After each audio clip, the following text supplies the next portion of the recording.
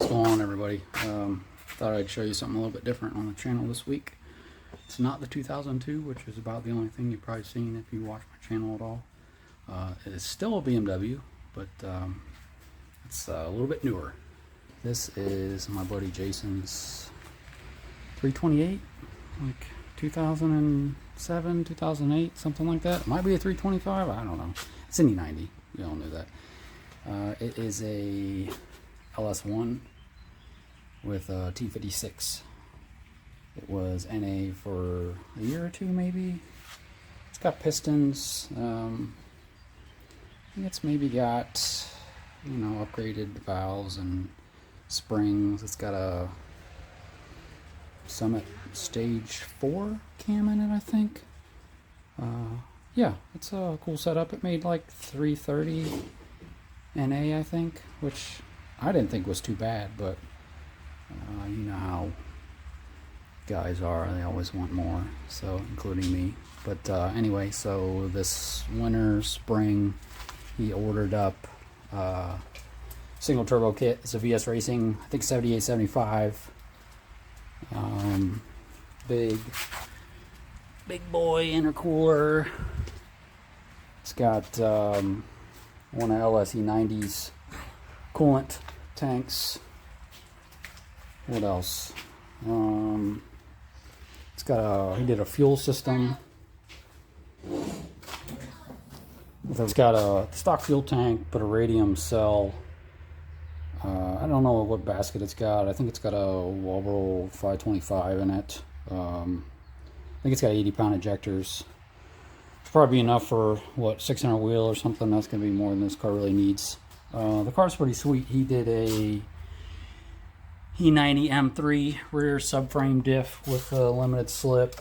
He's got E90 M3. Ooh, that's a lot of glare and a lot of derrick that you don't need to see. Come over here. E90 M3 seats. Got aftermarket head unit in it. It's a pretty cool car. It's got coilovers, obviously. I think F80 335 front brakes, maybe. Yeah, well, what I'm doing with it is the exhaust connection from the downpipe to the exhaust that I already built for it a year ago or so. I think I've messed with the exhaust several times on this car because Jason is like me and he's a little bit too picky about everything. So, love you, Jason. Yeah, we did some, I don't even know what mufflers these are, and 3-inch stainless.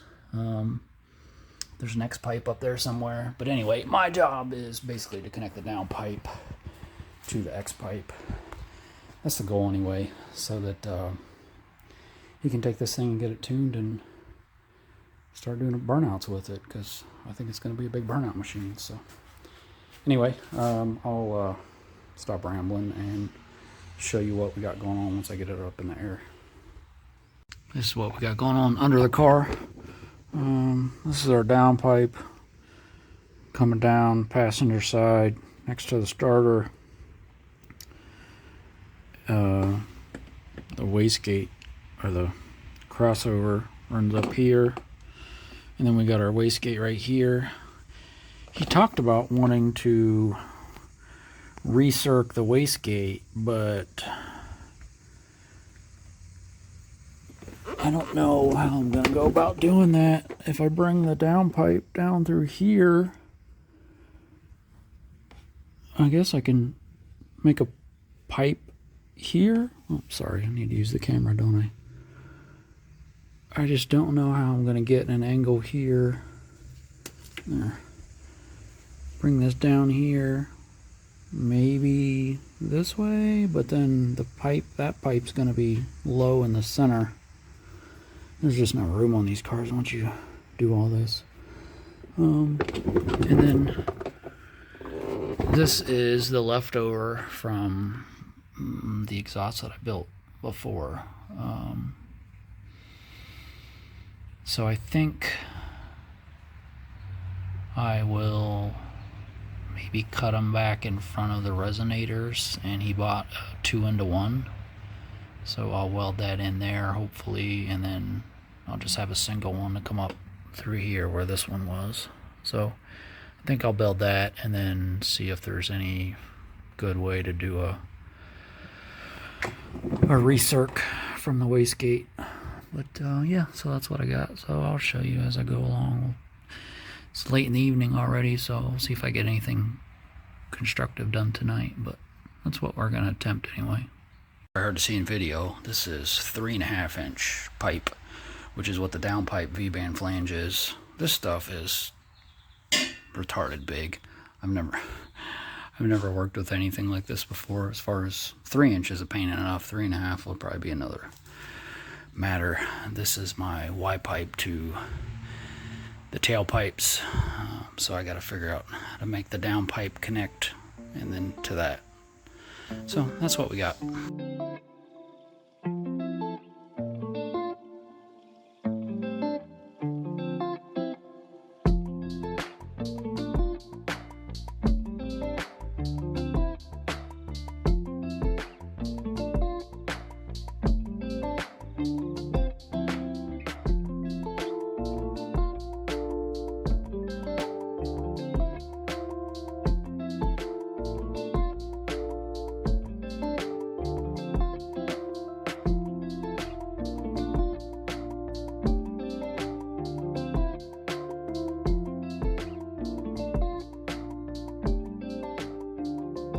My first part made. This is at the V-band, coming off the turbo manifold, and basically the downpipe. This will get me under the car, so that's a start. This 4-inch stainless is not my favorite to work with. I'm not qualified for this. This is the X pipe that I cut off, and my goal, if I can get under here and not run over stuff. Sorry. Go up here, I can see. We are using this T, and I got lucky because these two pipes were just close enough, and then I've got just enough gap here that this will work. So I can I didn't tack my downpipe in yet, but it'll come right here, and then I got to figure out I gotta get this over there somehow. So that's the goal. I've got this is 3, I think that's 4, so I got a little reducer. It'll probably go right here unless I figure out I don't have enough 4-inch pipe to make this work, and then I'll have to run 3 up a little bit further. But ideally I think he wants to reduce it here, so you only have a very short section of 3, so you'd have 4 into dual 3, and I think that's what he wants. So anyway, that's what we're going to try to do. That's what I got going on with the downpipe. This is coming off the turbo manifold. This came from the U-bend. This was a 45 that was complete, and then this was a 90. So what I did is I cut the 90 in half. So if you think this is half of it, and then this is the other half up here. It works pretty well. I just had to add in a short section here, and then that's my reducer up there. So that's what I got going on. I'll show you once it's up under the car again. I forgot to video it when it was in there, but it's obviously going to have to go back in anyway. And then the only thing I wish I had a V-band. Obviously I want that to be able to be separated from the rest of the exhaust. So the only thing I could find that I had laying around was this guy. So I'm going to tack weld this short, or I'm going to finish weld this short section of pipe that fit into the Y adapter, and then this will slide over that, and then my reducer will fit into here, and that'll give me a disconnect. I don't love these clamps. I wish I had a V-band, but I don't, so I'm gonna use what I have. So anyway, and then it kind of stinks. I'm gonna have to pull this down to finish weld this. I'm not good enough to weld on the top side once it's in the car. So, but I have a clamp there and then another clamp further back on this car, so hopefully I can get these sections out. So anyway, I'll show you once I get it welded and back in the car. If I have enough welding gas. I realize I'm low, so I may not be able to finish weld it until I get some gas. And here's what we got going on. V-band 4-inch down. Sorry, I know this is like being off-road. That's what my floor is made of. Back to the reducer and the T, back to two resonators, back to the mufflers. So pretty happy with how that turned out. It's pretty close to the floor, as close as I want it to be. Yeah, I think it turned out pretty good. Still thinking about this wastegate route rerouting. I don't think I'm going to be able to merge that into this. I mean, I don't know. I guess the pipe is maybe low enough. I could come around here, but then that 2-inch pipe becomes the lowest thing in the center of the car, which is less than ideal because it would tear off pretty easily, especially if I weld it into the side of that thin stainless. So maybe I'll make a little exit pipe or something and then go from there. I don't know. I guess maybe I could run it straight back and tee it into the side of the pipe there. Maybe that's an option. I really feel like I'd have to have a flex pipe for that because it'd be a lot of movement. I feel like it's just going to break that stainless out, and if I punch a big hole in it, I don't feel super confident in that. I've done recircs in mild steel before. My C10 is set up that way, but the pipe's only about that long, and it's all done in mild steel, and that seems to be more forgiving than stainless. So anyway, I'll stop rambling. But yeah, I gotta be done for tonight, but I think tomorrow maybe we'll start it up and see how it sounds and go from there. Morning everybody, we're back on this Turbo LS E90. The exhaust is mostly done. This thing would barely run, and the only thing that he changed on the setup as far as sensors or anything else other than just adding the turbo kit was a 3-bar map sensor. So he basically installed it, changed the settings in the Holly, and the thing wouldn't even run for the most part. Like, I messed with it for just a short second last night, and the closed loop was going to like plus 50, and it wouldn't even hardly idle, especially until it went into a closed loop. So I was looking at it this morning, and actually I was thinking about it last night when I couldn't sleep. I'm like, why would this thing run that terrible? And then I got to thinking about it, like, chances are the fuel map or the VE table or whatever basically just changed everything from 0 to 315 kPa and left the fuel table exactly the same. Basically, I don't know if you're not super familiar with Holly or tuning in general,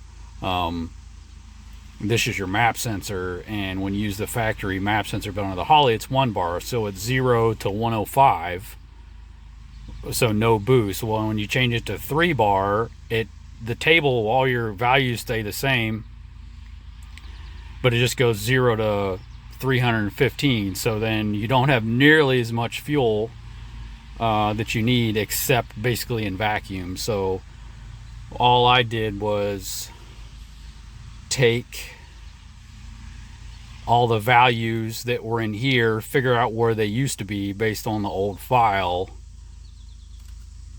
and then maybe let's get back in here.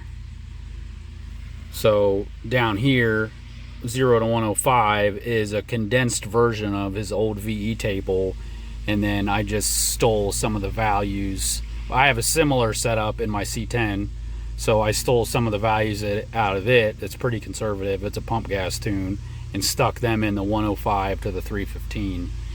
And then I did the same thing. Oh, sorry, this is the spark table. But I did the same thing with the fuel and spark. Everything 0 to 105, where it used to take up the whole thing, is now a condensed version. And then you can see it's not a perfect, but he's taking to get it tuned. So I just wanted to stick some values in there so that at least if it comes in to boost a little bit, there's a bunch of fuel and not very much timing. So anyway, I just wanted to share that, and we'll see if it'll start and run now. Here we are, idling, started right up. Closed loop is at 1%, so that's pretty slick. Yeah, that's what we're looking for, sitting there idling. I think target idle speed is right where we want. IAC is, you know, it's cold, so it is what it is. But yeah.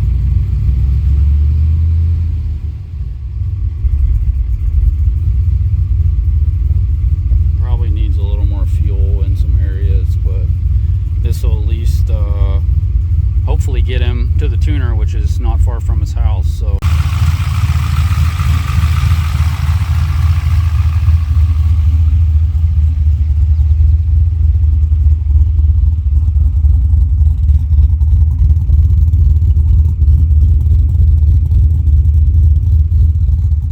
still sounds like a cammed LS. A little side project on this. Not only am I doing, you know, exhaust and tuning and bracketry, because I guess that's what I'm okay at, not good at, but decent at. There's no way to mount this thing. We didn't want to mount it up here because it stretches the hoses, or sorry, you should be able to see. Didn't want to mount it up here because then it sits at too high. I wish he hadn't already done the fuel system right here, because I probably would have mounted it here, moved the fuel system back here. But anyway, I got to try to come up with something here. So we'll see what I come up with. This is the bracket from my 135 that I think held the factory power steering reservoir, which I don't use in that car because I use a Camaro style pump. Anyway, so I'll cut this off and I'm going to see if I can make something work with it. This is what I came up with. It's not pretty, but it's going to do the job. I used the two studs that were holding the fuel pressure regulator to the strut tower. This was kind of thick, these aren't very long, so then I countersunk this a little bit so that the nuts would sit down in the bracket a little bit. This isn't pretty, but I welded this factory bracket to here. This is kind of thin, so I welded a rod to the back side of it, and I mean, this is supposed to flex because of these big bushings, so it's just clears the coil packs. It's not too close to this, and I think, let's see if I get this back maybe where it belongs. Come on. Oh, I'll have to loosen that up and get that down, but let's see if the hood will close. I think.